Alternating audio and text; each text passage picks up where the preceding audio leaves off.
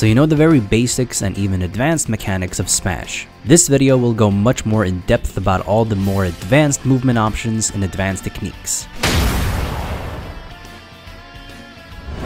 It's definitely not necessary to change your controls to win. However, changing some buttons will definitely make some things easier and more optimal. The most common thing to change is the C-stick to tilt attack. The main reason why you want to do this is to have quick access to your tilts rather than smashes. Smash attacks are usually only meant for hard punishing slow or bad commitments and kill the opponent. They're also easy to execute on their own, while the tilts are there to try quickly punishing any kind of commitment, and they'll give you bigger rewards than a smash attack anyway in general at lower percents, since they start a combo or could put an opponent into a kill setup. You also want to be able to quickly access tilts after a parry, or be able to immediately turn around from a standing position and down tilt or up tilt. This is done by gently tapping the control stick behind you and flicking the C-stick. Or you press the C-stick down and slightly towards the opposite direction, or up and slightly towards the opposite direction. Another thing you can potentially change is one of your unused shoulder buttons to either jump or special. This allows you to, for example, press R and B together at the same time to buffer special moves as you full hop, which can be very useful for many characters. Another common thing is to turn tap jump off, only to not risk jumping or double jumping by accident. However, if you don't see this as a problem, it's fine to have it turned on. In fact, you can choose to change your controllers however you want, as long as you get comfortable. Personally, I have tap jump off, R to jump, and C-stick set to tilt attack. Now, let's get into some advanced techniques. All characters can do an instant dash attack from a standing position, if you tap the control stick and C-stick together towards the right or left. All characters can cancel their initial dash into any attack by releasing the control stick and pressing jab, tilt, or smash attack. After the initial dash, you will start running, and if you turn around now, you'll get a turnaround animation. You can cancel this turnaround animation into any attack as well, by running, turning around, immediately releasing the control stick and using a jab, tilt, or smash attack. You could also perform a pivot grab by simply running, turning around, and immediately pressing grab, which can be useful in many situations as well as it increases your grab range.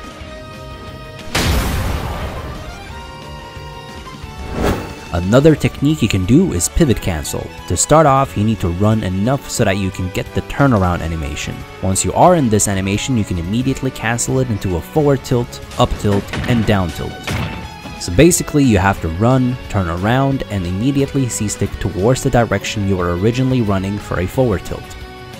C-stick down and very slightly towards the opponent for a down tilt, or C-stick up and slightly towards the opponent for an up tilt. Doing this instead of just releasing the stick and pressing tilt will allow you to slide instead and extend certain combos or approach. Dash dancing is done by quickly tapping the control stick back and forth. Another form of dash dancing is to simply tap yourself to the left and right and use this movement to confuse the opponent or bait forth with aggression. This time around, if you grab each other at the exact same frame, it'll cancel out and you'll push each other away. If you do get grabbed, you can mash out of it. The most efficient way is to rotate the stick in a circle. This way you won't be buffering an attack as soon as you get out of something. It's also pretty much just as quick as mashing the buttons. You can also mash out of some special moves. The more percentage you have, the longer it will take to mash out. You can even mash yourself conscious after a shield break. Although the less percentage you have, the longer it takes to gain consciousness.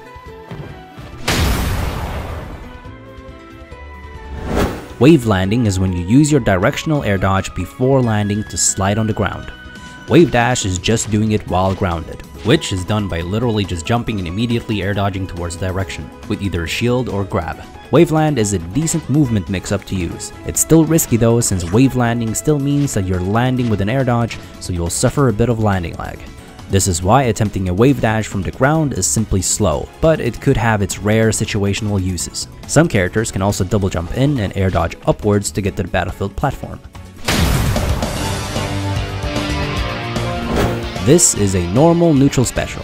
If you want to turn the neutral special around, you need to quickly tap the control stick behind you, release it, and immediately press B. This other technique is called a B reverse, which is more of a momentum switch. First off, it can only be done if you have momentum to the left or right. Press B, then immediately after tap the control stick to the opposite direction as quickly as you can.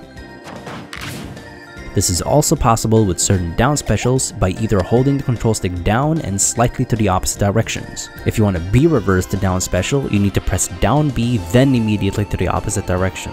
It also works for up specials if you hold up and slightly to the opposite direction, and if you want to B reverse it, you need to press up B then immediately to the opposite direction. This even works for some side specials, in which case you need to press side B to the left, then immediately tapping to the right, or by pressing side B to the right, then immediately tapping to the left. There's another technique called wave bouncing, which is basically combining a turnaround B with a B reverse. The easier way of doing it is by doing a turnaround jump first, then B reversing.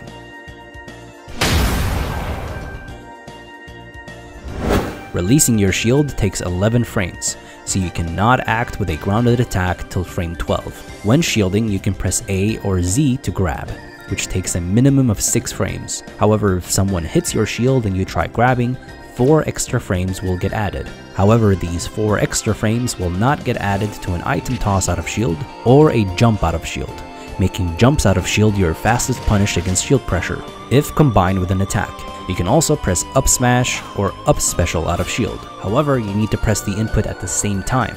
Just holding up and pressing B won't work. However, something very important to note is that if you hold up and keep buffering the B button, you will be doing an automatic up B as soon as something hits your shield. And of course, you can also do a reverse up special out of shield. This is basically where you run, turn, and quickly jump so that you jump backwards in the direction of your initial run while still keeping some of the momentum. This is extremely useful since it allows you to throw out a back air instead of a forward air. It can also be done immediately out of an initial dash, but it's a very tight input. You can drop the item that you're holding and catch an item by pressing Z in midair, basically the grab button. You can also grab the item with any aerial, air dodge, dash attack, jab, and tilt. You can drop an item and immediately throw out an aerial to catch it again. This is useful if you want to perform an aerial even though you're holding an item. Also, if you tech right on an item, you will end up grabbing it as well. Shield dash is where you initiate a dash, then after the initial frames of the dash, you continue to hold forwards and press shield. This is a decent option if you want to try closing the gap between you and your opponent to try finding a punish. Blocking, however, won't guarantee you a punish, as if the opponent hits your shield with something that is spaced well or is safe in general, you will most likely not find a direct punish. Plus, blocking an attack means that your shield will get pushed back and suffer from shield hit stun. Shield hit stun means that after you've blocked an attack, you're in a state of freeze or stun for a short period of time, depending on how strong the attack is that you're blocking. During shield hit stun, you cannot release your shield or do any other option, such as grab or jump, until the shield stun is over. This is why it's generally better to weave in and out of the opponent's pressure with good movement to find a punish or your own pressure. Shield poking is successfully hitting someone with an attack even if they are holding up their shield. To do this, you have to make sure that your attack hits a part of the character that isn't covered by their shield, and at the same time make sure that your attacks avoid hitting what's left of the shield. This is why you can tilt the shield to prevent the shield poke. Even though you can't run past an opponent, you can still jump through and cross them up. A cross-up is basically when you hit an opponent's shield and end up right behind them rather than in front of them where they can potentially grab or attack. Some dash attacks will automatically cross up if you hit with them really early. And a ton of aerials are capable of hitting the front of an opponent's shield and still crossing them up. Edge cancelling means completely removing any remaining animation or lag on a move by sliding off the edge of a platform or the stage. You cannot cancel any normal aerials, although you can cancel some specific special moves by simply finishing the special move before the edge so that you slide off.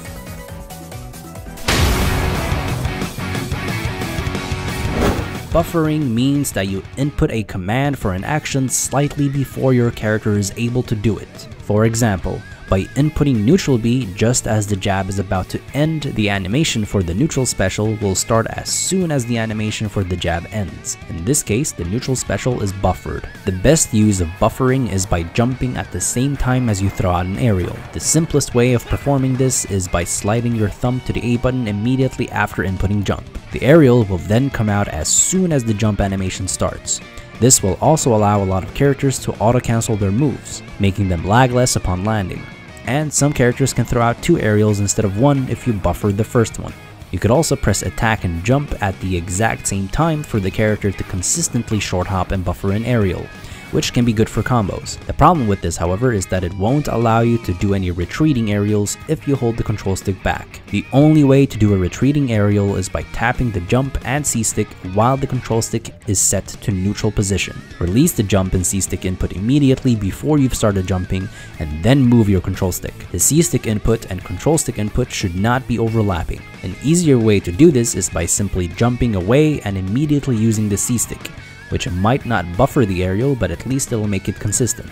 If you're airborne and you're still holding the shield button plus a direction, you will always be buffering a roll, so make sure you release the shield button before you land. Another very important thing to know is that you can now cancel your jab, tilts, smashes, and dash attack into a jump aerial. You have 1 frame to cancel jab, and 2 frames to cancel all tilts, smashes, or dash attacks. I personally do this by pressing C stick first, then R to jump immediately after. So you can basically run, stop, do a tilt, and cancel it with a jump to do a buffered neutral air with no aerial momentum. This is actually how you do a C stick neutral air in this game. You cannot get a neutral air from tapping it to the 45-degree angle like the previous one. This is also why sometimes when you just want to simply do an aerial behind you, it might become an aerial in front instead, because you accidentally press the C stick first to dash attack, then jump, which cancels it into a forward air. You can also dash, quickly tilt behind you before the run animation starts, and jump while still holding towards the direction you are running for an automatic raw back air. This technique is not that necessary to learn, however, since it's mostly only useful from a standing position, as you can do an instant back air in the direction you are facing by tilting behind you, and then immediately after cancel the tilt with a jump while holding to the right. This can help you combo some throws into immediate back airs. It only works on a short hop, however. Full hopping won't work. You can also not mash the C stick really quickly for tilts. This means that characters with quick tilts have to time them, or do them really quickly with the A button instead.